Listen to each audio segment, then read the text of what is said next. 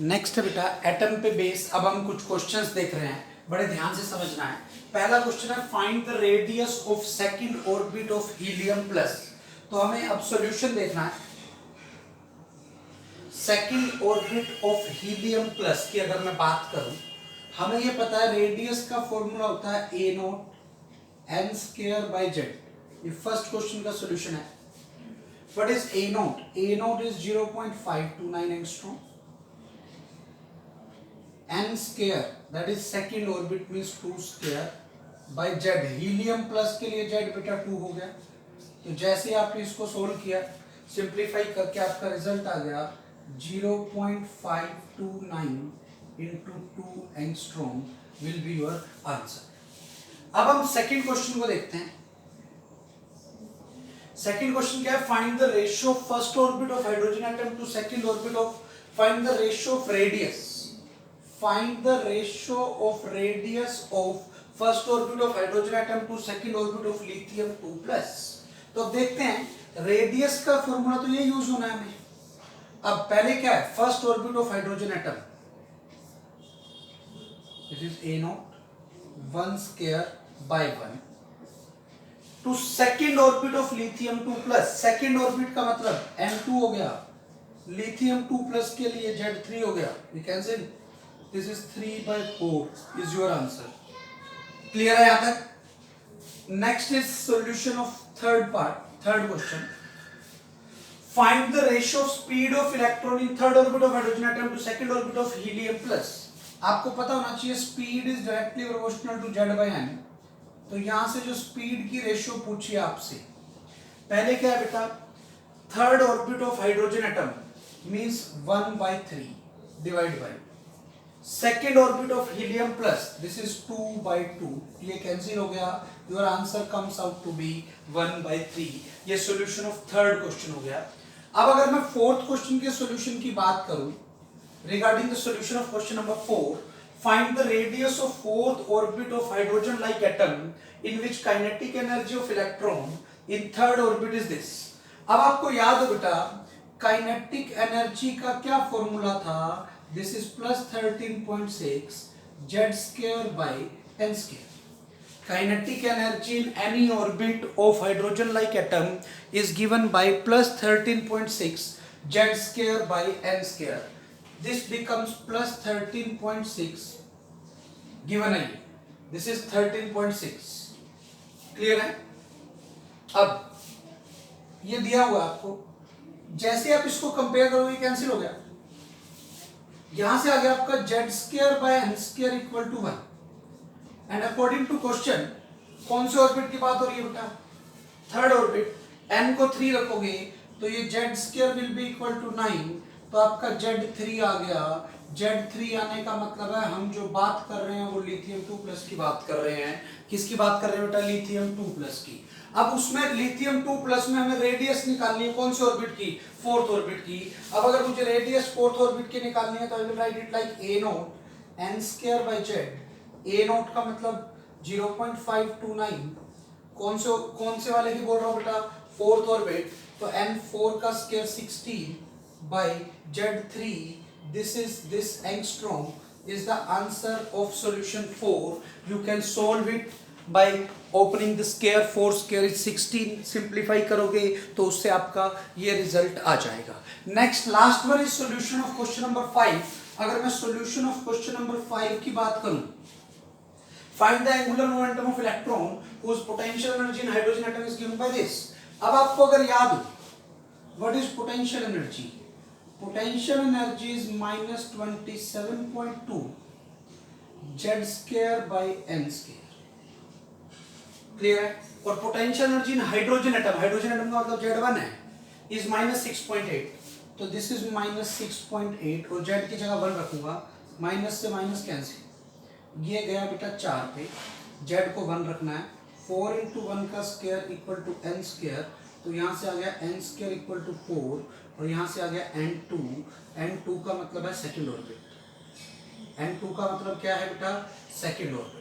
अब अगर n2 का मतलब सेकंड ऑर्बिट है, n2 का मतलब आपका सेकंड ऑर्बिट है, आपको सेकंड ऑर्बिट में एंगुलर मोमेंटम निकालना है इलेक्ट्रॉन का फॉर्मूला होता है NH/2 pi, this will be equal to 2H/2 pi which will be equal to H/pi. This is your answer. ये आपका बेटा आंसर आ गया। ये पहले 5 क्वेश्चन हमने सोल्व कर लिए। Next question is magnetic field produced by electron at the center due to its motion in first orbit of hydrogen atom is B0. Find the magnetic field produced at the center due to motion of electron in second orbit of hydrogen atom. तो बेटा solution देखते हैं इसका। क्या बोल रहा है ये कि जो मैग्नेटिक फील्ड प्रोड्यूस्ड है दैट डिपेंड ऑन Z³/n5। ये हमें पता है, ये हमें पता होता है बेटा। अब यहां पर आप देखो first orbit of hydrogen atom में B0 है, तो ये B0 हो गया और जहां निकालना है वो B1 नाम रख देता। Find the magnetic field produced this second orbit, ये B1 नाम रखते हैं। अब पहले वाला क्या था, first orbit hydrogen atom, hydrogen atom है तो बेटा Z1, फर्स्ट ऑर्बिट है तो Nb1, सेकंड में हीलियम प्लस है तो Z2, क्लियर है, और सेकंड ऑर्बिट है तो 2⁵, ठीक है। जैसे आपने इसको सिंप्लीफाई करके लिखा है 4 बिकॉज 2³ से 2⁵ बचेगा, 2² इज 4, ऊपर जाएगा तो बेटा 4 हो जाएगा न्यूमरेटर में जाकर। तो यहां से this B0/B1 becomes 4, so I can write B1 as B0/4. This will be our result. ये आपका solution of question number 6 हो गया। सेम लाइन पर solution of question number 7. If potential energy in first orbit of hydrogen atom is taken to be 0, then find the kinetic energy, potential energy and total energy in first and second orbit of hydrogen atom. अब आप बड़े ध्यान से देखो, हमें ये पता है potential energy in first orbit अभी 0 माननी है। वैसे मुझे ये पता है potential energy in first orbit with respect to infinity, वो हम जो कंसीडर करते हैं वो 27.2 इलेक्ट्रॉन वोल्ट होती है। Potential energy in second orbit with respect to reference level infinity पे है, ठीक है, तो वो होती है -6.8। Potential energy of third orbit infinity पे है, वो क्या होगी बेटा, थर्ड ऑर्बिट है तो बाय 9 से डिवाइड करूंगा, किससे डिवाइड करूंगा, 9 से। जैसे ही 9 से डिवाइड करूंगा ये बनेगा -3.02, ये with respect to infinity. And in the last class we have already discussed that kinetic energy is independent of the reference level of potential energy. अब यहां से पहले अगर मैं इनको डिवाइड कर दूं, इनको माइनस कर दूं, तो U2 - U1 इन दोनों को माइनस किया, माइनस करूंगा तो क्या बनेगा बेटा, this become +20.4, +20.4, U2 - U1 is +20.4. Now according to question, potential energy in first orbit of hydrogen atom is taken to be 0. इसको अगर मैंने 0 रख दिया तो U2 - 0 is +20.4 and this U2 will be +20.4 electron. अब यहां से अगर मेरा if potential energy in first orbit of hydrogen atom is considered as 0, तो हमारे पास क्या क्या टर्म आएंगे अब देखते हैं। फर्स्ट ऑर्बिट में पोटेंशियल एनर्जी 0, काइनेटिक एनर्जी पे कोई फर्क नहीं पड़ता, काइनेटिक एनर्जी टोटल एनर्जी की नेगेटिव होती है, तो ये आ गई +13.6 इलेक्ट्रॉन वोल्ट, ठीक है, और total energy is also +13.6 electron volt. ये फर्स्ट ऑर्बिट के लिए आया है। अगर मैं सेकंड ऑर्बिट की बात करूं, सेकंड ऑर्बिट में अब पोटेंशियल एनर्जी कितनी हो गई बेटा, +20.4 इलेक्ट्रॉन वोल्ट, ये रहा +20.4 इलेक्ट्रॉन वोल्ट। काइनेटिक एनर्जी पे कोई फर्क नहीं है, काइनेटिक एनर्जी +3.4 इलेक्ट्रॉन वोल्ट जो होती है, टोटल एनर्जी, इस केस में आपकी जो टोटल एनर्जी बन गई वो plus 23.8 electron volt. This will be your result, जो आपको ऐसे ध्यान रखना है।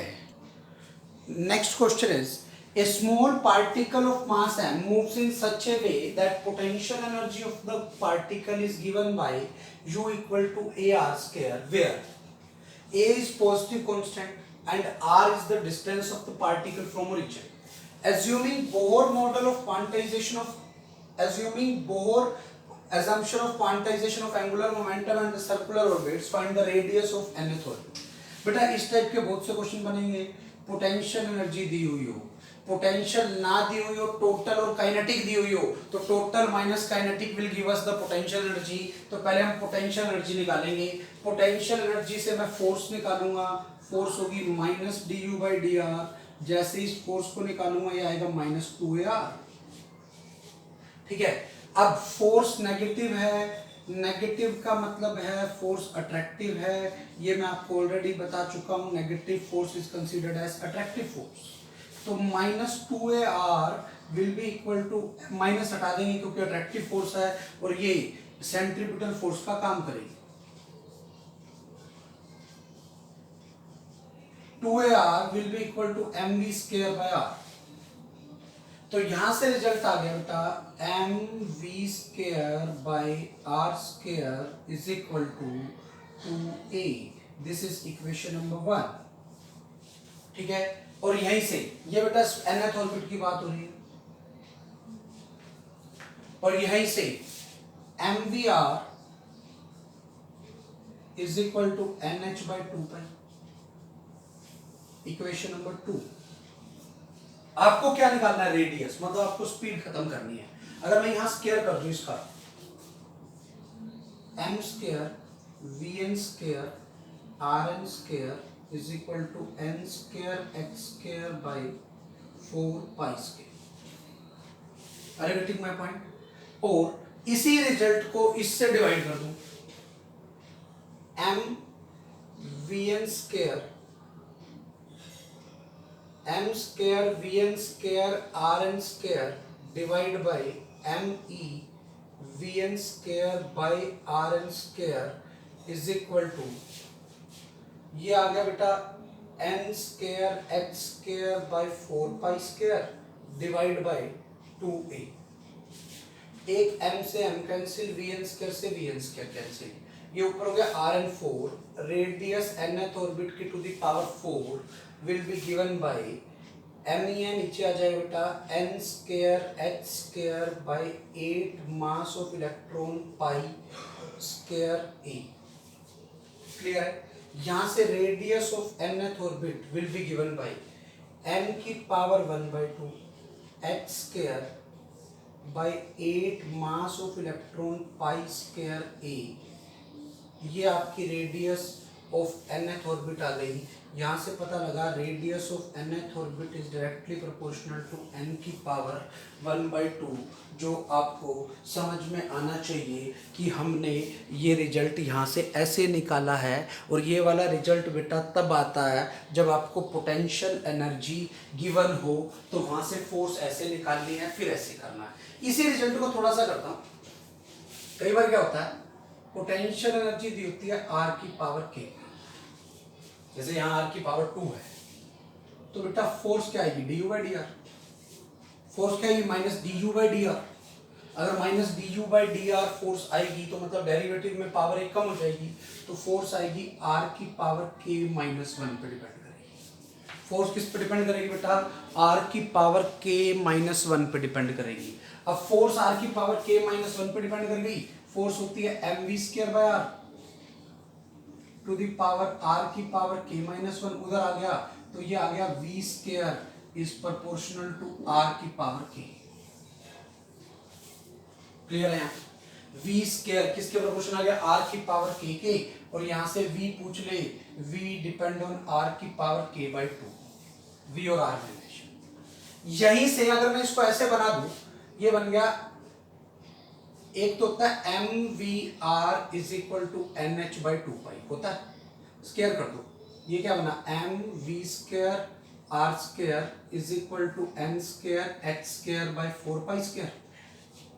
और इधर से क्या है, ये इधर वाली टर्म क्या है, M V square by R की पावर के इज कांस्टेंट। इसको नीचे ले आया, एम से एम कट गया, वी स्क्वायर से वी स्क्वायर कट गया, ऊपर चला गया बेटा, ये आ गई आर की power 2 plus K is proportional to N square. और यहां से रेडियस पता लगती है, that depend on N by 2 to the power 2 plus K. ये रिजल्ट आपको बेटा डायरेक्ट याद होना चाहिए। आपको रेडियस ऐसे निकालनी है इस केस में। यहां पर के 2 है, यहां पर के की वैल्यू 2 रख के देखो, 2/4 1/2 बच गई। ऑन द सेम लाइन अगर स्पीड निकालूं, अगर मैं यहां से स्पीड निकालूं, स्पीड किस पे डिपेंड कर रही है, आर की पावर k/2, मतलब इसका आर की पावर इसका k/2 करना है। क्या करना है इसको, इसकी पावर k/2 करनी है। तो यहां से जो स्पीड आएगी वो आएगी n की पावर 2/2 प्लस k, और पावर क्या करनी है बेटा, k/2। तो मल्टीप्लाई करो k/2, पावर तो ऐसे हो जाती है। तो स्पीड डिपेंड करेगी n की पावर k/2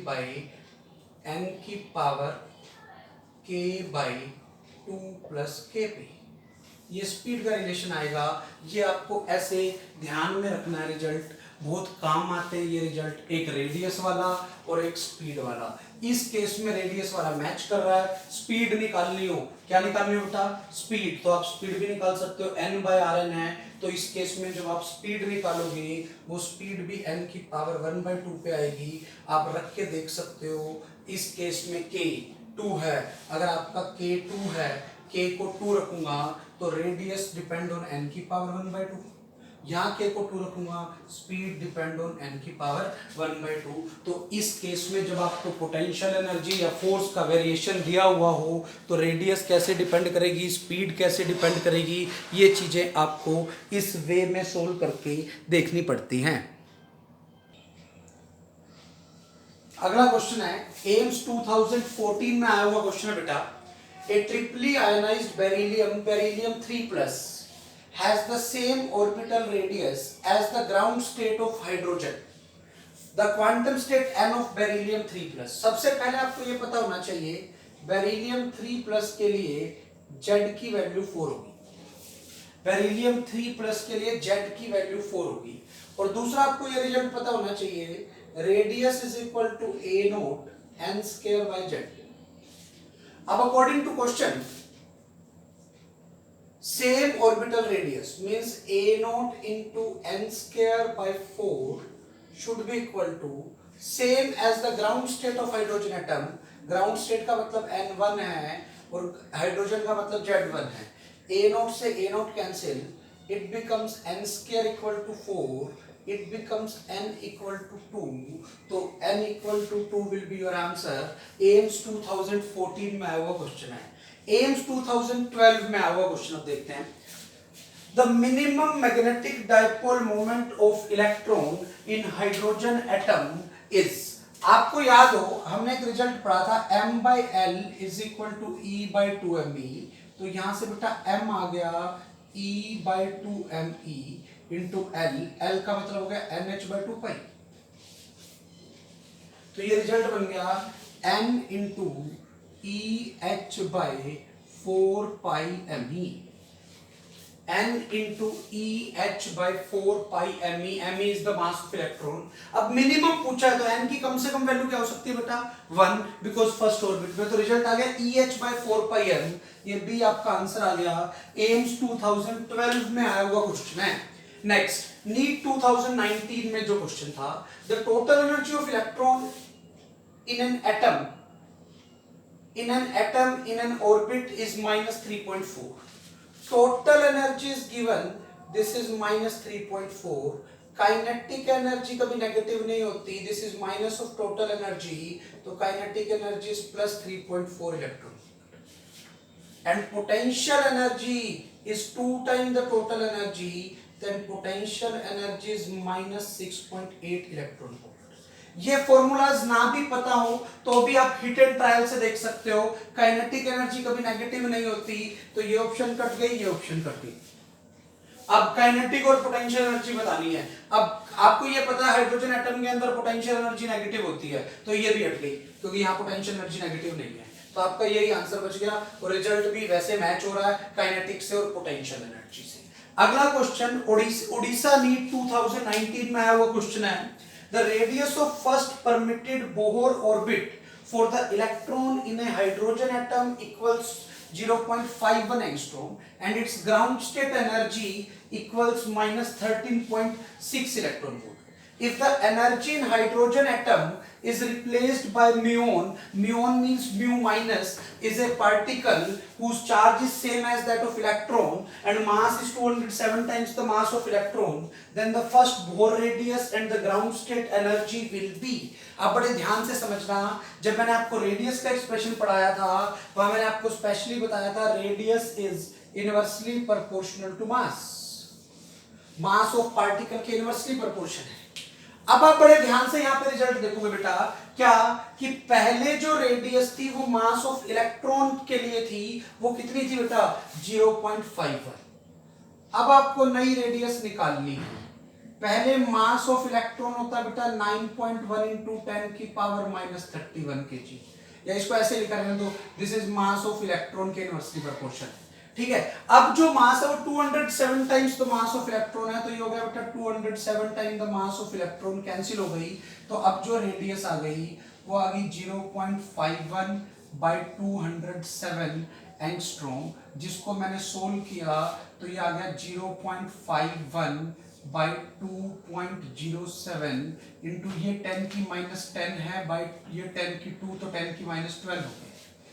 अब आप इसको डिवाइड कर लो बेटा, 0.51 को 2 से डिवाइड करोगे तो ये 0.25 या 25 के आसपास आ जाएगी वैल्यू, 0.25। अब ऑप्शन देख लो 256 है, तो ये हो गया 0.256 into 10 to the power minus 12 metre. जब आपने इसको सोल्व किया तो ये आ गया 2.56 इंटू 10 की माइनस 13 मीटर, 2.56 इंटू 10 की माइनस 13 मीटर। ये ऑप्शन कट गई है ना, ये भी कट गई, इन दोनों में से एक रिजल्ट आएगा। अब बात आती है बेटा काइनेटिक, ये टोटल एनर्जी की। Total energy is negative of kinetic energy and kinetic energy is half m v square.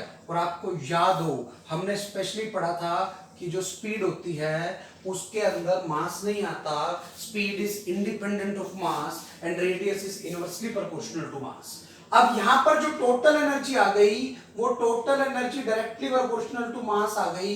क्यों मास के डायरेक्टली प्रोपोर्शन आ गई बेटा? उससे बेनिफिट ये हुआ क्योंकि स्पीड जो थी वो मास के इंडिपेंडेंट थी, इसलिए टोटल एनर्जी मास के डायरेक्टली प्रोपोर्शन आ गई। अब मास 207 टाइम्स हो गया, इसका मतलब टोटल एनर्जी भी 207 टाइम्स हो जाएगी। मतलब अब जो टोटल एनर्जी आएगी वो आएगी 207 times minus 13.6 electron volt.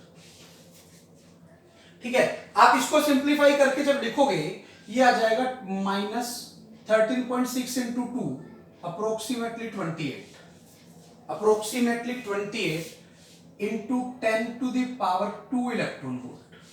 Multiply कर दिया, 200 है ना, इसलिए 2 से यहां मल्टीप्लाई 2 इसको रख दिया, तो ये बन गया minus 2.8 into 10 to the power 3 electron volt which is minus 2.8 kilo electron volt. तो this will be your answer. Odisha NEET 2019 में आया हुआ क्वेश्चन है और मैंने आपको स्पेशली क्लास में कंसेप्ट बताया था कि radius is inversely proportional to mass होता है, आपको याद रखना है, and speed is independent of mass होता है।